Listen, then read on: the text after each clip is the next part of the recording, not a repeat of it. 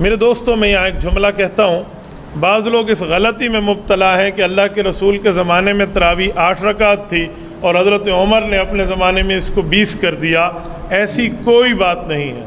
اللہ کے رسول کے زمانے میں بھی 20 تھی، حضرت عمر نے بھی 20 ہی جاری رکھی، تو پھر حضرت عمر کا نام لیا کیوں جاتا ہے؟ اس کی ایک وجہ ہے۔ وجہ کیا ہے؟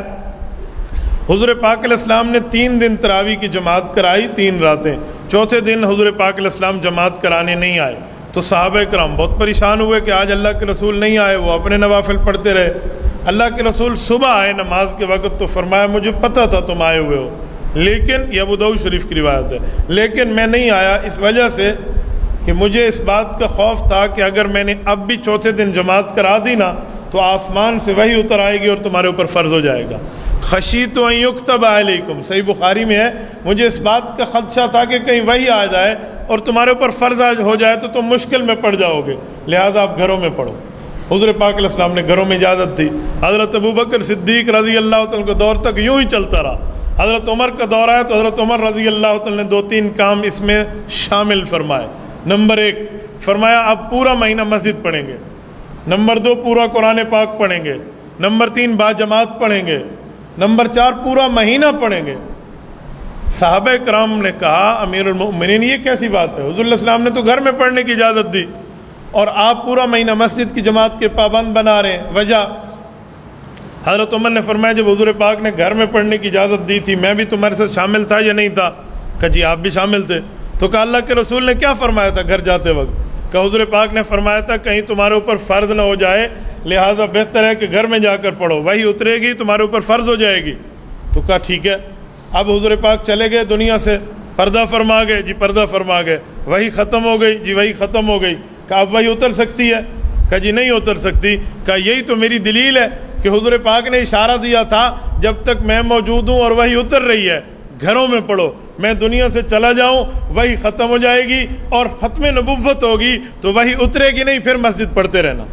کہ یہ حضور پاک کا اشارہ تھا۔ صحابہ نے کہا واہ کمال امیر المؤمنین، جہاں آپ کا دماغ پہنچا ہماری سوچ وہاں نہ پہنچ سکی۔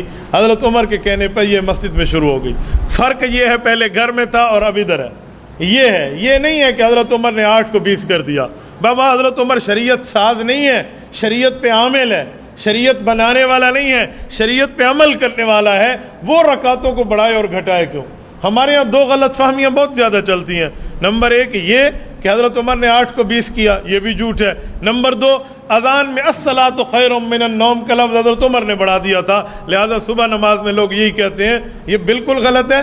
سنن ابی داؤد میں امام ابو داؤد سلیمان بن الاشعث السجستانی رحمۃ اللہ علیہ روایت لائے ہیں، یہ رسول اللہ صلی اللہ علیہ وسلم سے لفظ ثابت ہے، اور اللہ کے رسول نے فرمایا بلال سے اذان میں کہا کرو، یہ بہت اچھا لفظ ہے۔ تو ہمارے ہاں یہ الٹی گنگا بہہ رہی ہے، اس غلط فہمی کو صحیح کرنے کی ضرورت ہے۔ تو تراویح یوں ہی چلی ہے، پھر صحابہ کرام کے دور سے لے کر آج تک تقریباً 1300 ساڑھے 1300 سال ہونے کو ہے، امت آج تک تراویح پر قائم ہے، کم از کم 20 رکعت ہے، اور زیادہ فقہ مالکیہ میں تو 36 ہے۔ آپ کہیں گے 36 کیسے ہے؟ امام مالک رحمۃ اللہ علیہ مدینہ منورہ میں رہتے تھے، اور مکہ مکرمہ میں رہنے والے جو مقتدی تھے وہ کہتے تھے ترویہ کا معنی ہے 4 رکعت بعد تھوڑا سا وقفہ کر لو، تو اس وقفے میں ہم ایک طواف کیوں نہ کر لیں؟ وہ ایک طواف کر لیتے، پھر اگلی 4 رکعت، پھر 4 رکعت پوری ہوتی، پھر ایک طواف کر لیتے، پھر اگلی 4 رکعت۔ تو امام مالک رحمۃ اللہ کو اس کا علم ہوا تو مدینہ کے لوگوں نے مشورہ کیا کہ ہمارے پاس کعبۃ اللہ تو نہیں ہے، ہم کیا کریں؟ لہٰذا ہمیں بھی تو کوئی عبادت بڑھانی چاہیے نا۔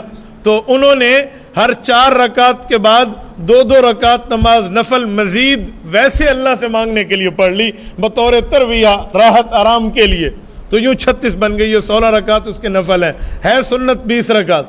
تو یہ تو اس کا مطلب کہ ہمارے بزرگ اور ہمارے اکابر اور دین والے شریعت میں رمضان کے اندر عبادت کو زیادہ کرنا چاہتے ہیں اور ہم عبادت کو گھٹانا چاہتے ہیں۔ آپ مجھے ایک عبادت دکھائیں جو رمضان میں اللہ نے گھٹا دی ہو، عام دنوں سے گھٹا دی ہو آپ دکھا دیں، بلکہ عام دنوں سے بڑھی ہوئی تو آپ دکھائیں گے۔ ہاں کھانا پینا اللہ نے گھٹا دیا، بھی آپ نے دن میں نہیں کھانا، کھانے پینے ہم نے بڑھا دیے ہیں اور عبادتیں ہم نے گھٹا دی ہیں، تو ہم اللہ رب العزت کی منشا پہ تو نہیں چل رہے۔ اچھا 20 رکعت تراویح جو ہے اس کا بہت بڑا اجر بھی ہے، اس میں 40 مرتبہ اللہ پاک کو بندے کا وہ قرب ملتا ہے جو عام دنوں میں نہیں ملتا۔ 40 مرتبہ سجدہ قرآن کریم میں ہے نا، سجدہ کرو اور میرے قریب ہو جاؤ، تو سجدے سے اللہ کا قرب ملتا ہے، اور 40 سجدے اس 20 رکعت میں ہمیں میسر آتے ہیں۔ حضرت ڈاکٹر عبدالحی عارفی اللہ اس کی قبر پہ کروڑوں اربوں رحمت نازل فرمائے، فرمایا بندہ ایک سجدہ کرتا ہے، جھکتا سجدے میں اس کی روح کو رب بلندی دیتا ہے، کہا یہ 40 مرتبہ پیکج تمہیں اس تراویح میں مل جاتا ہے۔ بڑے بندوں کی بڑی باتیں ہوتی ہیں، تو میرے دوستو یہ ہمیں بالکل مس نہیں کرنا چاہیے، اور ہم باقاعدہ پڑھیں یتقون علی اسیہم۔ امام مالک فرماتے ہیں صحابہ کرام میں کچھ بوڑھے حضرات آتے اور اگر کھڑے ہو جاتے تو کھڑے ہو کر نماز پڑھتے، ورنہ اپنی لاٹھی پر ٹیک لگا کر تراویح میں ٹھہر جاتے۔ ہاں جب بالکل بیماری ہو بندہ نہ ٹھہر سکے تو پھر بیٹھ کے پڑھنے کی بھی اجازت ہے، لیکن ہمیں اس پر دل سے کچھ سوچنا چاہیے۔ تبارك الذي نزل الفرقان على عبده ليكون للعالمين نذيرا